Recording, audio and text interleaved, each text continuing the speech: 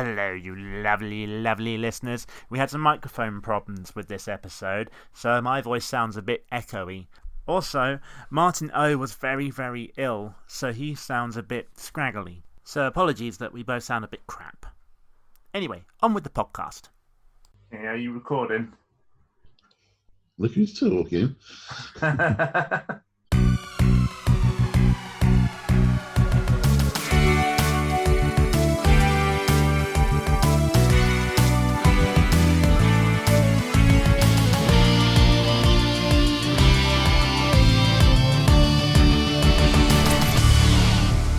Welcome, listeners of Illusion, to Series 2 of Temporal Discussion. This is the episode-by-episode Knightmare retrospective podcast.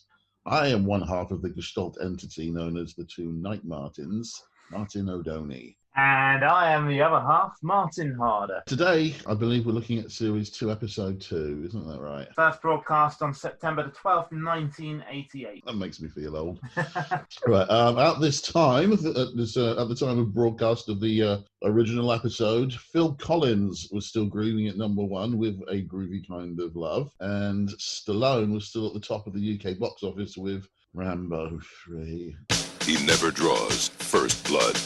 He only fights back. The first time was for himself. The second time was for his country. This time, Rambo, something went wrong. it's for his friend. Trumpman was a good man, and I'm really very sorry. You're just leaving him? What do you expect us to do? Send in a Delta team? Create an international incident? What about me? Enough about really, really dodgy actors with excessively large muscles. Time is turning, the fire is burning, the timeout is gone. This podcast must go on.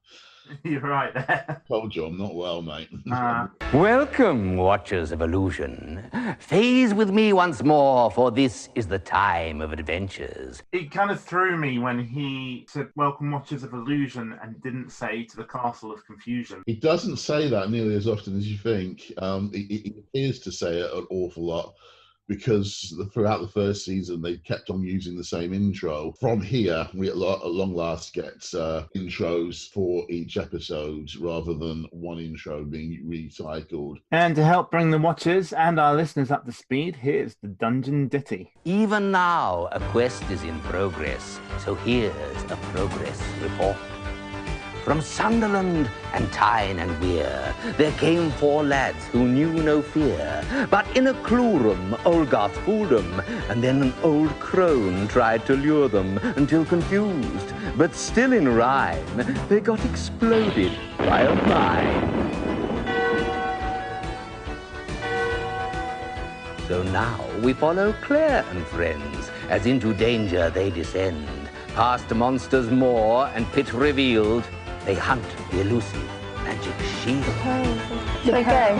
Yes, it is solid. Have you noticed how the Dungeon Ditty is now inside some kind of stone frame, and they've got these dragons' heads on each corner? And I don't know what they're supposed to signify, but it looks really cool, doesn't it? Yeah, we last left Claire in Lilith's chamber, about to walk over the now complete causeway. Do you want me to go? Oh, come, Claire. Walk forward. I need company. No, Claire, do a side step. 2 side steps to your right. Oh, such No, just one. That'll slow, do. Now go forward. Go on. Go forward. We kind of touched last time on the fact that the team have really poor manoeuvring skills. And part of that is Claire's fault. But even Lilith is calling them out on it this time. We must take note of the fact that Lilith is not overburdened by patience anyway, but you feel they really are pushing their luck here a bit. Doesn't Lilith seem to be coming across almost like she's got some kind of bipolar disorder here? You know, about 40 seconds ago, she was saying, "I'm so lonely." And now she's saying, "Oh, I'm bored with you. Get out." There's no middle ground with her, is there? That's at least part of her game. She's saying that she's lonely because she wants to guide them off the edge of the cliff because she's bored. And then she realizes that they've got gifts. So then she's saying she's lonely because she wants something. That could be it. It could be it. But it still does seem a little bit bipolar. I mean, you remember when we're talking about, she's got a gift for it. Yeah, But she gives them a spell in return, so she's not exactly unfair here. She does give them the spell in a slightly obscure way. Yeah, but I mean, she keeps on using the word little, so it's a giveaway. True. For this little trinket, I will reward you with a little spell. And since you are intelligent enough to have come this little far into the dungeon, you should know what that means. That's all. I'm bored with you. After receiving the spell, Claire then leaves through the serpent's mouth.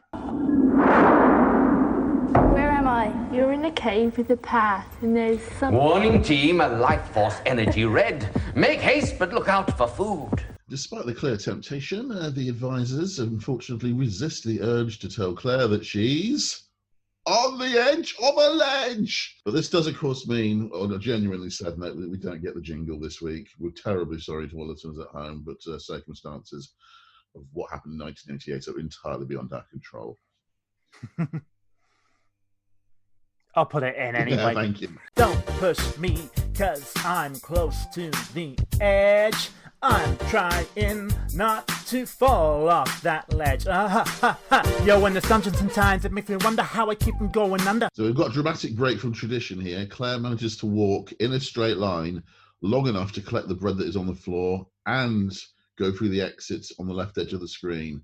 So let's break this really complex business down for you. We've got Claire needing to walk in a straight line, being instructed to walk in a straight line, and she walks in a straight line. It's too abstract. It just won't go into my head. So the ledge crossing, it's a pretty harmless thing. It's kind of interesting having a big drop immediately to the left of the dungeon here, but it's just a slight variation with the other ledge chambers, really, isn't it? Well, it's quite an interesting one, isn't it? Because it's used in a few different ways. At the moment, it's being used as a food collecting point, but it can also be used as an interaction point. Like we saw in the last episode, Gumboil was there guarding the area. In some ways, it does actually make good sense using that as a guarding point, because they can't go past the guard. We often do get a big spider appearing there as well and blocking the pathway. One of my main memories of the ledge crossing is in a scene with Motley, possibly his worst joke. Dungeoneer called Cliff, that's all I'll say. You know the worst thing about it? I don't think that's his worst joke. That's just possibly his best joke. Keep on walking, but slowly. Slowly. Go on. Where am I? You're in a cave with a door leading out and a big monster with horns. Hey, you! Yes, you! Stand still! Use a goat, and you use a hairy little goat!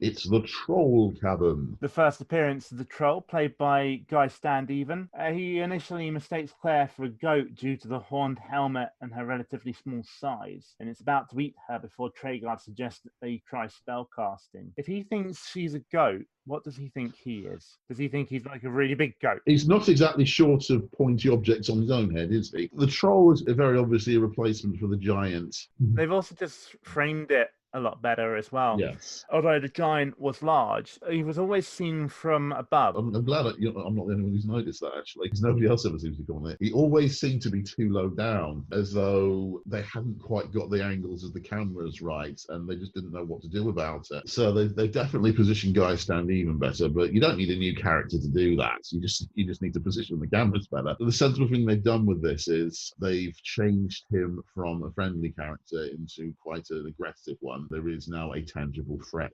there. The dialogue when he mistakes Claire for a goat, by the way, is recycled for one of the Knightmare novella game sections. The troll, as I say, it definitely poses more of a threat. It's still a bit of a comic threat, it has to be said. It's not helped by the horns, unfortunately. I'm afraid the horns do look a little bit like pasta spirals.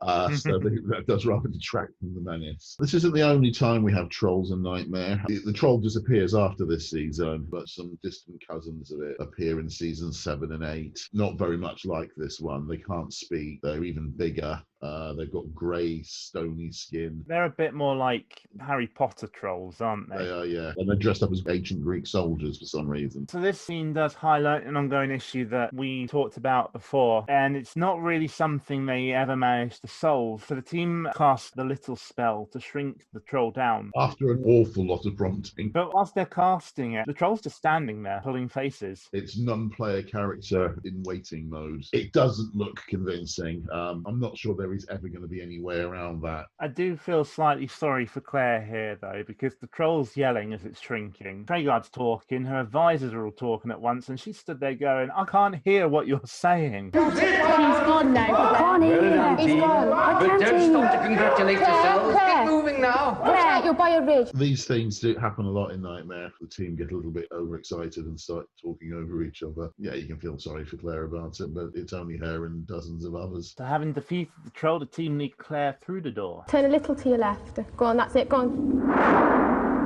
Where am I? You're Intruder alert! Level 1! No one gets past Gumboil Leorid without the password. Right. Now, first things first, let us get on our knees and praise the Lord for the miracle of Claire somehow actually reaching the end of level 1. I think half of it's sheer dumb luck, isn't it? Well, no, about 3/4 of it is Treguard solving the puzzles for them. But that's true. But yes, it definitely isn't a reflection of great merit on the part of this team. I want to stress they're not as bad as we're perhaps painting them here. They do have some good moments, but they're not worth a place in level 2. At least Claire is a dungeoneer that does occasionally display the ability to think for herself, as represented here when Gumball asked for the password and she replies Feldspar without any prompt from anyone else. Yeah, that's good. I like a little bit of assertiveness from a dungeon here. So yeah, we'll give her a point for that as well. And then we'll take several points off for what happens next. Yes. Again, that's not her fault. Not on the whole. Gumboil, in his usual formal self, officiously demands the passwords. Then he turns into a pussycat. Couldn't be easier here. All you have to do is climb into the well. So of course the team start arguing about looking for a door. Password accepted. Go. Pass safely. Where's she going to go? Where's she going? No, there. A team, the wellway leads to a lower level. Claire must enter it to proceed. At this point, there is no excuse for this. They must have seen earlier episode. How did they wind up wanting to get involved and appearing in Knightmare? Surely by this point, all the teams that were going to take part in it had volunteered to take part in it. The only explanation I can think of is that they applied to be on Series 1 before anyone had seen it. If they applied to appear in Season 1, but then were told to carry over to Season 2, surely they were going to watch Season 1 so they have some idea what they're doing. Well, it's possible that they weren't told they were going to carry over to Season 2. It's possible that they just contacted them. Again, that doesn't sound very plausible, even if they're told later. If they've applied to be on the series, are they being so childish and so spiteful when they think they're being passed over? Or right, I'm not even going to watch it then. Well, surely that's the only possible explanation. No, the only possible explanation is they understand what they were watching when they watched it. Maybe they watched a couple of episodes. There were a few episodes where people didn't actually get to the wellway, so... Why are you trying to defend them? I'm not trying to defend them. I'm just trying to work it out for myself because it just hurts my brain. I think the fact that their brains were hurting is actually the explanation. My brain hurts! Eventually, they do guide Claire into the well and into level 2.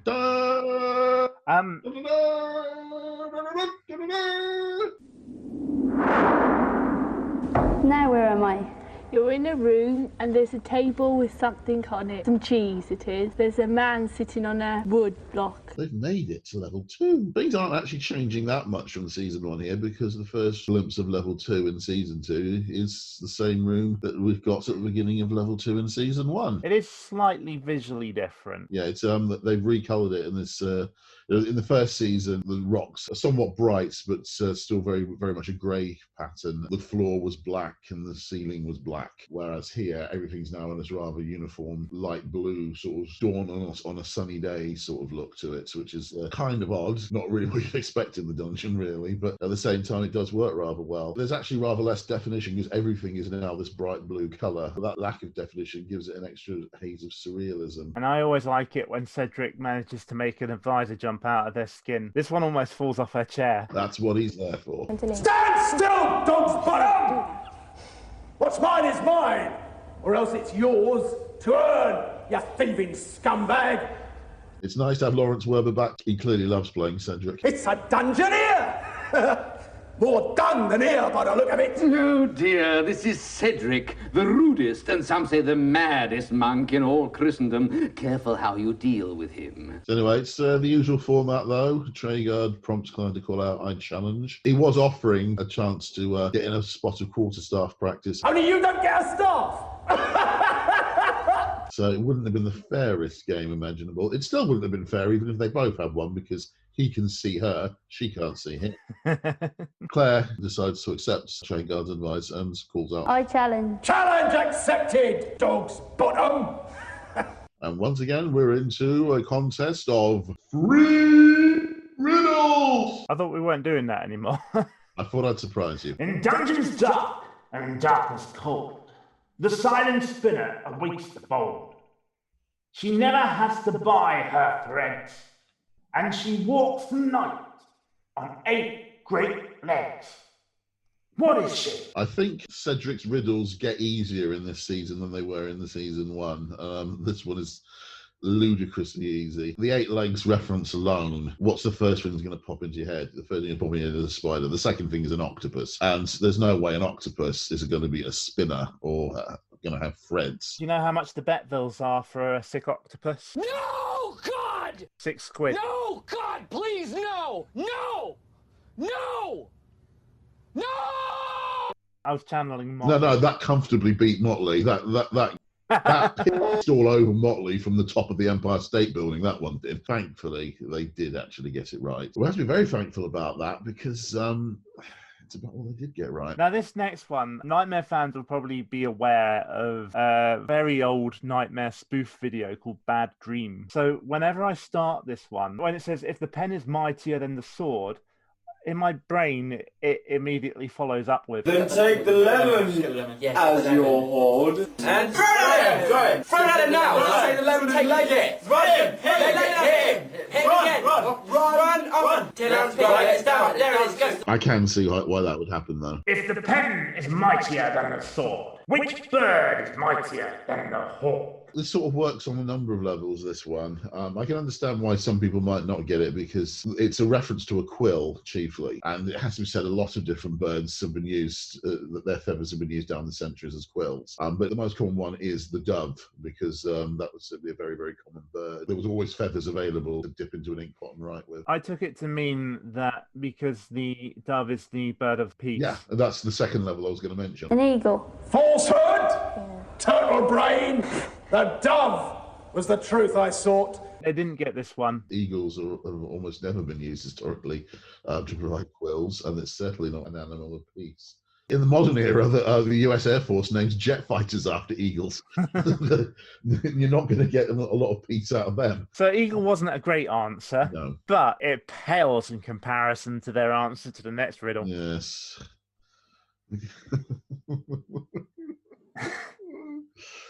It's another one of those ones which actually should be a hell of a lot more famous than it really is. It is quite a tricky one. There is only one possible answer, mind you, and they didn't get it. But the actual answer they give is completely wrong. It doesn't even match the context, let alone the actual answer to the question. What he asked is... If you would a warrior be, name the skin that saves your skin. Oh, that saves your skin. That's Claire. Claire, what do you think? I don't know, leopard. No! Yeah, God! like that, I don't know. Leopard. They usually wear leopard skin. Please, no! One question, one answer. Leopard. No! They said leopard. They said leopard. That doesn't even fit. The answer, obviously, is armour. Well, it's obvious to us because he gave the answer, but that is the only answer that fits. But they didn't say armour. I would have taken leather. They didn't say leopard. They said leopard. The only time a leopard skin is going to save your skin is when it's wrapped tightly around a trained leopard that's going to attack people for you. They said leopard. They said leopard. We can't change it. Why are they in level 2? They said leopard! At least they don't make it to level 3, because let's face it, this is the answer that put them in losing status. Yeah, and it deserved to, because they said leopard! One's the score, so you can help yourself to some grub. You'll need all your strength, Because you haven't got any brains, camelhead! So the team come out of that with only one. They said leopard. They deserve to have that one taken away. Cedric actually allows them to take the food. One thing I do rather like about this scene is the line that Cedric comes up. I do love Cedric. It's the line he comes up with as a sort of parting shot to them. He says, "You're going to need all your strength. You ain't got any brain." Right, because there's a leopard. Camelhead. And then to compound the ludicrous error of saying leopard, they try to guide Claire out by very, very nearly making her crash into him. Yeah, and he thinks that's hilarious. Clearly. Walk forward, straight. No, stop. Take one step to your right, a side step. Now walk straight. Where am I? You're in a room with 3 entrances. 2 of them... A dire warning, team. Here lurks Ariadne, great-grandmother of arachnids. Once she captures you, there's no escape. Claire. This courtyard is Ariadne's lair in season 2. It's also quite heavily modified in season 3 to become the entrance to lands below the castle called the Vale of Vanburn. But here it is still Ariadne's lair, and there's no lands visible in the background yet. You'll often find with Ariadne's lair, when they leave it, a lot of teams, when they leave it, they wind up in a room where the door is a completely different shape from the one that they left the courtroom through. It's actually quite a neat bit of design, Ariadne's lair, and it is quite flexible. The fact that it's got these low walls and you can generally see beyond it meant that they were able to make adjustments to it. Ariadne herself doesn't actually do very much if you look at her calmly in the cold light of day. Basically, she sort of trundles in, and it's quite impactful at that moment as you see her walking. But once again, it's got the limitations of being a video recording, so it can't move away from what it did when it was recorded. And so a lot of the time, Ariadne just seems to be doing very, very little. The webs, when they appear over the door, look very cartoonish today. They were still able to make you jump in your seat, back then at least. It definitely gave a very tangible sense of threat here. Your ways out were being blocked off. We've got to give the team a little credit here. They do manage to stay reasonably calm at this point. But then again, they said leopard. Yeah, they said leopard. So after almost getting webbed up, they do manage to guide her through the door. A lot of teams get very close to panicking in that room as the exits start getting cut off. So yeah, this has been Richard's team from last season. Hello, Richard. Hello. They would have been full on panic mode right about now. They probably would, yeah. Oh, quick. No, move 3 to the right. 3 to the right. Stop. Walk forward. Stop. Walk forward. straight Forward. through. Quick. Go. Now where am I? You're in a room with a table and some objects on it. So, the clue room. I rather like this particular iteration of the level 2 clue room. See if you can guess why. The cavern wraith is on guard. Its presence is draining your life force. You must use magic. Then you haven't any. Oh dear. What a pity. What a bind. There has come to a rather ghoulish end. Yes, here we are. We're back into the level 2 clue room, and it is the perfect setting for our very, very first haunting in Knightmare. They were to become a lot more commonplace. The way that they present it isn't exactly madly cutting-edge special effects, but hauntings were to become very commonplace. This scene is surprisingly creepy, though, given that it's not a great visual effect. But the setting is perfect. In the context of the level 2 clue room, it really is effective.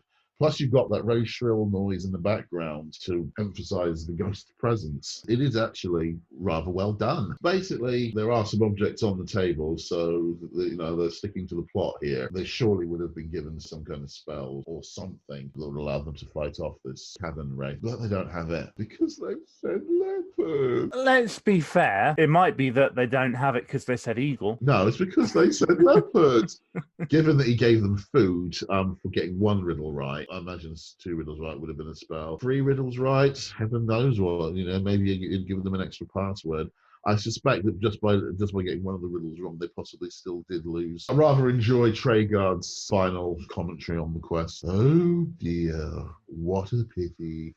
What a bind. That's a nice variant. That was Treguard as Treguard should be. They do look completely dejected as he casts his dismiss spell. Spellcasting. DISMISS.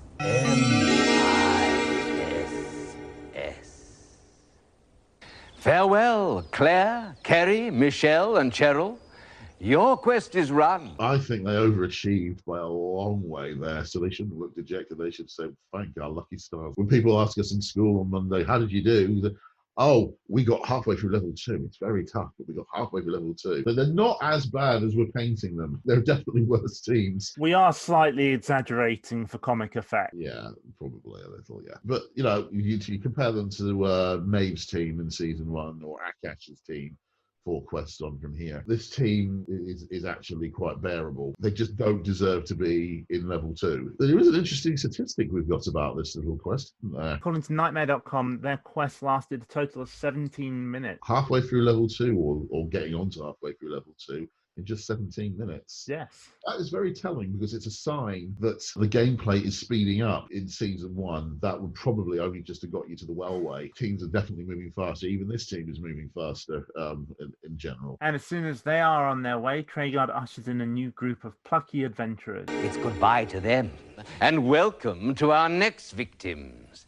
Enter, stranger. Name yourself, please. Christopher Molyneux. Well, Christopher, call your advisors and let them introduce themselves. Kenneth, Paul, and Chris. You sound so bloodthirsty every time. Welcome to our next victim. Yeah, he's not even trying to hide it anymore, is he? No, he never was. Never was. Step forward, Dungeoneer Christopher, who calls his advisors Kenneth, Paul, and Chris, who all hail from St. Helens. Christopher, Kenneth, and Paul are all looking rather smart in their shirts and ties, but advisor Chris is rather letting the side down with his grey hoodie. Now, just let me stop you there. There is absolutely nothing but the best to be found when you're wearing a hoodie. Hoodies are perfect. The others are letting Chris down by not wearing hoodies. It helps when it's got a Knightmare slogan on the front, of course, but it's a hoodie is everything. Understand? And don't forget, you can buy Temporal Discussion hoodies at a link that I will add in later, because I can't remember what it is yet. It's themightymartin.redbubble.com. The only real issue I have with their dress codes is that the ties and shirts do make it rather obvious that they're wearing lapel mic. Yeah. It does kind of take you out of it a bit. Most of the time, especially for the Dungeoneer, most of the time he's going to be facing away from the camera and from quite some distance as well. Yeah. So it ceases to be an issue, really. One note of annoyance here. This is generally a very good team. It's one of the best teams possibly ever, once they really find their stride. Have you ever noticed that we often get a really good team right after a bad team? Doesn't always happen. Team 6 and Team 7 in Season 2 were both pretty awful, but yeah, it does happen occasionally, and it's a lucky contrast when it happens. But as I said, there's a slight note of annoyance with this lot. Generally, as they work their way along, they get better and better, and towards the end, they really are playing as well as anybody. But advisor Kenneth does have this really irritating habit of constantly saying, "You're in a smallest room." Christopher, you've just arrived in a Smallest room. Christopher, this huge cavern with gigantic pillars, it's a Smallest room. really starts to grate up in a while. But this is, I would say, is probably the best team of the first 9 to take part in Knightmare. There would be even better to follow, but this is the best to this point. It's also a very significant and very important quest because of a certain character who finally makes a long overdue debut. It also introduces perhaps the deadliest single monster in all of Knightmare as well. So it is a very significant quest. It's got a very good team. If he starts, it should be stressed. Need quite a bit of prompting early on, but once they find their stride, they play very, very well. On the downside, we're still getting a rather lengthy rules rundown. Notice that Treguard just slams the helmet on Christopher's head once again without any of that. Are you sure you want to do this? Here's the bag, here's the door, then yeet! Really lands good solid boot on his arse to push him through. Get in there, you little runt. We didn't drag you all the way to Norwich just so you could check it out. That's the sort of rules rundown I'd like before every quest. Your life force is green, and your cause is just. So face the dungeon door and step boldly forward. What am I? You're in a smallish room. In front of you, there are like stars. And as always for season 2, our first room is the Wheel of Fate. Just a slight correction there. It's actually not always. It's very important to look closely at the one quest where it didn't happen, because there's a very big conspiracy theory surrounding that quest. And one of the reasons for the conspiracy theory is the fact that it's the only quest in season 2 that didn't have the Wheel of Fate. Look out for that. We will discuss it at the time. So we've got the Wheel of Fate. We've got a jingle for it, haven't we? Yep, let's slap in the jingle. Stop! It's the Bell and Bridge stop. What am I? You're in a room, a smallish room with 4 doors. Yeah. On one of the doors, towards your left, there is a sign which says Ring Bell. So we're going to direct you towards that. Once again, we're starting with a 4-door chamber, but thankfully it's the alternative one, and it's kitted up quite similar to the one that Richard and Co encountered in the last quest of season 1. Slightly more difficult to activate the bridge this time. Only slightly. It's still very, very easy. The massive kind of, well, it's not even clip art really. It's more like PC Paintbrush. Yeah, it's. The sign saying "Ring Bell," it just seemed a little out of place. Yeah, and did you notice the way when Christopher's trying to reach up to try and get to get towards the bell? He looks like he's doing a Nazi salute. I kept expecting Traegard to go, "Don't mention the war." I think everyone noticed it. Traegard was laughing away. So I think Hugo noticed it. I think I noticed it when it happened. I was too young to understand it at that point. The bell is right near the edge. They could have easily accidentally walked him off. That is true. It's David Rowe being a bit mischievous there, I think. Anyway, they do manage to ring the bell, though, and we get this lovely fanfare. And the bridge almost crashes down to cover the gap. For some reason, they decide to guide Christopher through the second door from the left, for which they get an admonishment in the next chamber from Traegard. Right, now walk forward. What am I? You're in a medium-sized room with 2 doors, one directly in front of you. Right. One is got debris behind it and one is clear. It's got what behind it? Team, the left-hand path is always more dangerous. Hurry now, worms are here. This one's bite is deadly. The team begin to guide Christopher to the door, and as they do, a large snake appears. Stop there. Right forward. Quick, hurry up. They leave pretty quickly, but Kenneth's voice does raise a few hot tips. Hurry up. It's not a good idea to take the left-hand door. But in this case, all it's taken them into is the snake chamber, which nobody's ever had any trouble in the slightest getting through. Yeah.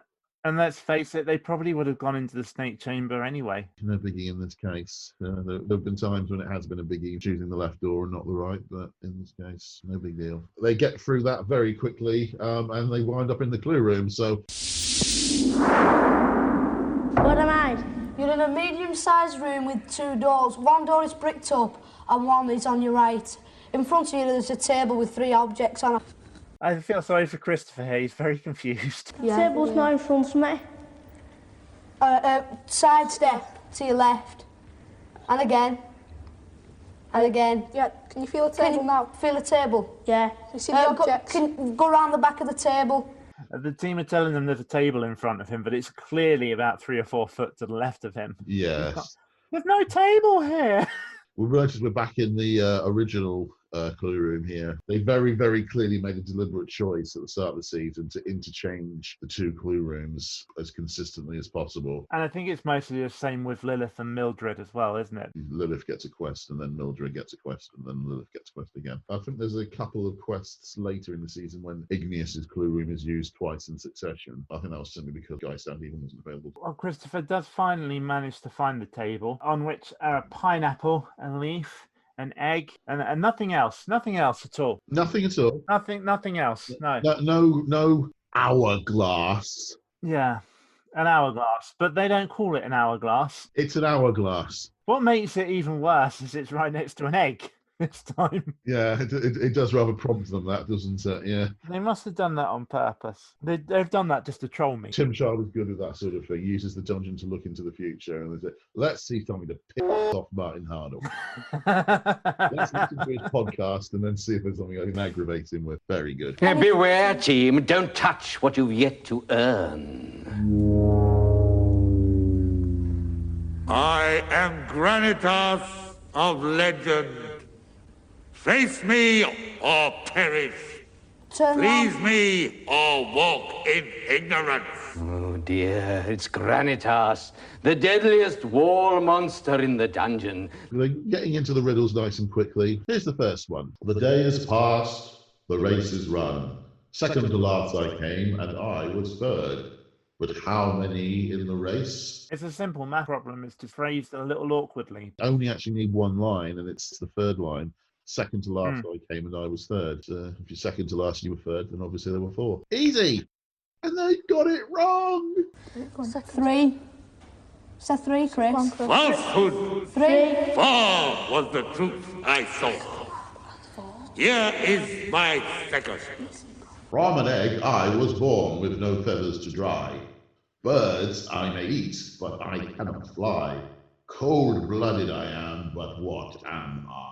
Leopard. Yes, that'll be it. Treguard's clue suggests that the answer they're looking for is snake. Think, team, from which chamber have you just come? But the team say reptile, which I think is fair. I think it's a better answer. If you say that it has to be a snake, that immediately means that you eliminate things like alligators or crocodiles. They matter as well. Crocodiles eat birds. They can't fly. They're cold-blooded. They haven't got any feathers. They're born from eggs. So reptile is in fact a better answer because it's an umbrella term for all sorts of animals. Reptile. Truth accepted. Here is my third.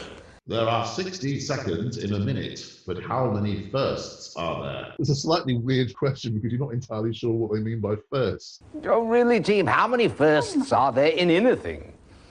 1. Say one. Truth accepted. 2 is the score. Granitas tells Christopher that his quest is for the chalice, but he may not drink from it. He also says that the team will need a herbal remedy, which is a pretty obvious reference to the leaf. The pineapple goes to the knapsack, and they choose the leaf and the hourglass. What am I? You're in like a cave sort of cavern-like thing. Almost directly in front of you, there's a fire blazing, but it keeps going. Make haste, team, but be careful not to fry your dungeoneer. What? It is just a timing puzzle. So you were saying it's actually the giant's ledge again. If you look at the shape of the door in particular, it's identical to the door that was in the giant's chasm. All they've done is created a reflection of it and put the original and the reflection together. So you've got a ledge running all the way around the outside of the cave. I like it though. I think it's a good. It's a neat puzzle. The blasts of fire coming up through the cracks in the ledge give a significant sense of threat. I think they let the team off a little bit here. I think that the fire definitely gets them at one point. It possibly does. Julian's team, Team 10 in Season 2, they definitely got hit by the fire and it damaged their life force. I do like this chamber though.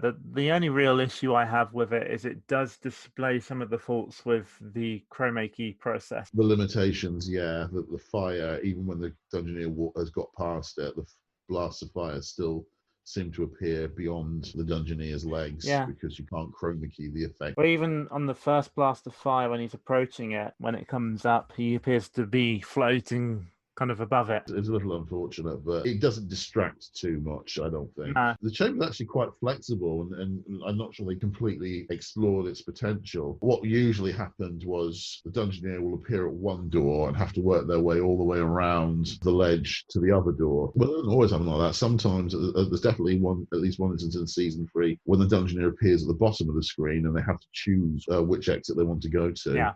Whilst there's a skull haunting chasing them around the cavern. And if you just add in a little threat like that, this chamber actually becomes really exciting. Simple timing puzzle, as we say, and they get past it and into the next chamber, which is the Vale of Worms. Go! I keep walking forward. Where am I? You're in a smallish room at the side of you. There appears to be a lake with all things crawling in it. and there's a man almost directly in front of you. And if you look again closely, you realise it's another variant of the chamber they've just left. At least they're getting use out of the Giant's Causeway. We have to address the elephant in the room here. The Olaphant in the room. That was still funnier than Motley! This is something that Knightmare is guilty of quite a lot, and it does get worse in later seasons. It falls victim to what we would refer to as historical attitudes. Well, it's national stereotyping, let's be honest, isn't it? Yeah. Olaf is sort of like this. There was a kind of, certainly in the 70s and 80s, and this is partly a legacy of the Eurovision Song Contest, unfortunately. Yeah. There was a perception of Scandinavians of being all big, blonde beach bums, even though they were actually living in the coldest part of Europe. Right off the Baltic Sea. Yeah, it wasn't okay then, and it's not okay now, but it was more accepted then. It was more tolerated, those kinds of attitudes back then. Olaf seems to be a legacy of that, and he talks in this rather dumb sing-song voice. People just didn't know any better back then. Because he's a Viking, you can say he's not meant to represent modern Scandinavians, and you can sort of get around it like that.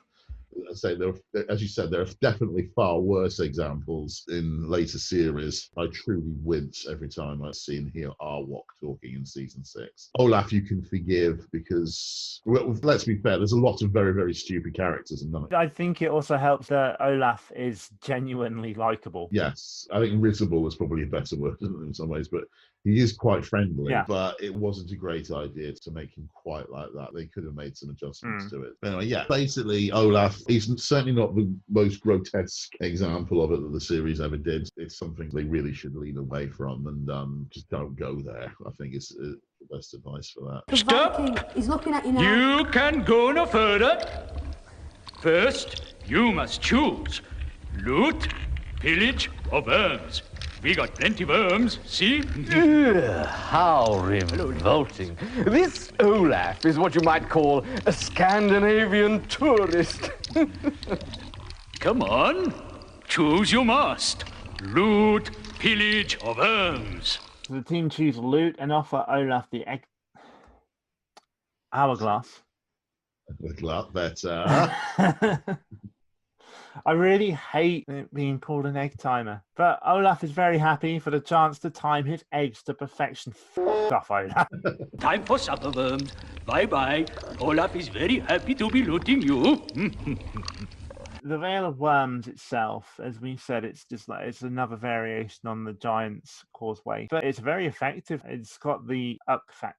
In some ways, the maggots are both the strength and the weakness of the Veil of Worms. There's an alternative version of the Veil of Worms where the bridge going across a valley. But the maggots, they keep things moving. There's always something going on in the picture because they're constantly wriggling around there. And even if it's the same motion all the time, it looks alive. But there's still no particular reason for them to be there. But they just look good. But they can be a little distracting. Go on, keep going. Where am I? You're in a smallish room. In the middle of the room, there is a well. On the opposite wall to where you are stood... Welcome, Christopher. Congratulations on finding the wellway to level 2. Now, the well is right in front of you, so just walk forward until you see the edge and climb. Don't. Oh, come on, Christopher. Come on. Don't be silly now. You're only wasting life force. Christopher appears to have found the wellway to level 2. But who's that sitting next to it?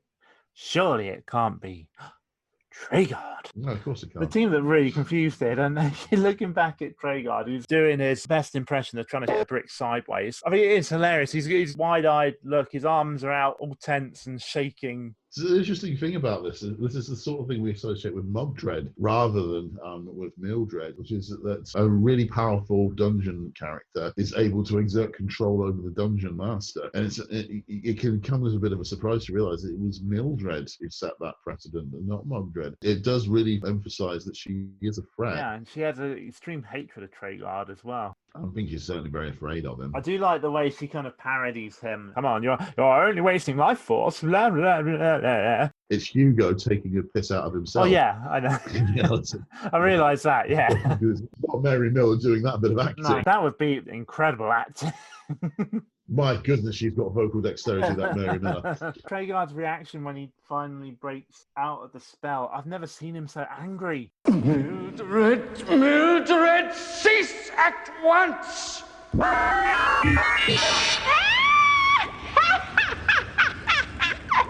How does it feel to be a statue then, Sir Traegard? Not so much a dungeon master, more a dungeon plaster! Enough! If you ever attempt magic on me again, I will arrange for you to meet Merlin. Believe me, you won't enjoy it. He plays it very well. He's angry, but he's also scared. Yes, he is. He's terrified. It is another side to him. We've often seen him sinister and a bit bloodthirsty, but here we also see him really very rattled. As I say, it emphasises threats. Traegar tells the team that now they can see Mildred for what she actually is, they shall have to deal with her. Mildred asks what Christopher's got for her, and he hands over the leaf. Mildred tells him that it's a fresh sprig of greysewort and uses it to cast a spell. Wet and worms make a spell. Conjure up a deep, dark well. Warning, team. A complete temporal disruption imminent. Time is now the enemy. Oh dear. Temporal disruption complete. All adventuring must now cease until you phase with us once more. Will Mildred make amends with magic? And what shape will our team be in when she does? Journey with us again soon to Knightmare. But don't come alone. You're safer in company. Now, when I first saw that episode, when it was first shown back in 1988, I thought that was the end of the quest, because the chimes to this point had only ever been used to signify when the dungeon has been killed. I thought when Mildred put the leaf into the cauldron, that cast a spell that must have killed off Christopher. I said, oh, that wasn't fair, I was thinking. But then suddenly you get a second chime and everybody else on the team had frozen up as well. Yeah. So the reason why this was confusion was this was the very first time that chimes had been used to mark temporal disruption. Because it hadn't been done before, that was confusing. And I really felt my heart sinking at that point. Like, oh, no, don't tell me. Let's not fake killing them off like that. I had to wait a week wondering exactly what I'd just seen. But following week, it became clear. It was just the alarm sounding to say it's the end of this week's show. I like the fact they now have an audio indication of the end of the show, but surely they could have done something that wasn't the same as the death chime. A different sound, maybe, or it wouldn't have been so bad, perhaps, if they'd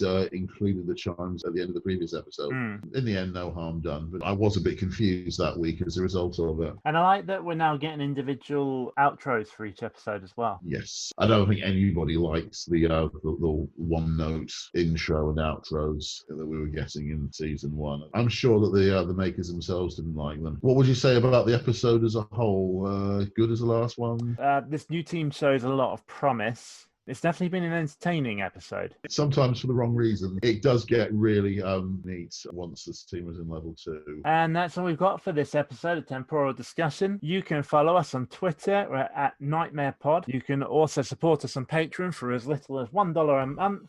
We're at patreon.com/nightmarepod. And if you like, you can email us at broomcupboardclub@gmail.com. We'll see you in 2 weeks' time. And in the meantime, don't have nightmares. Just watch them instead.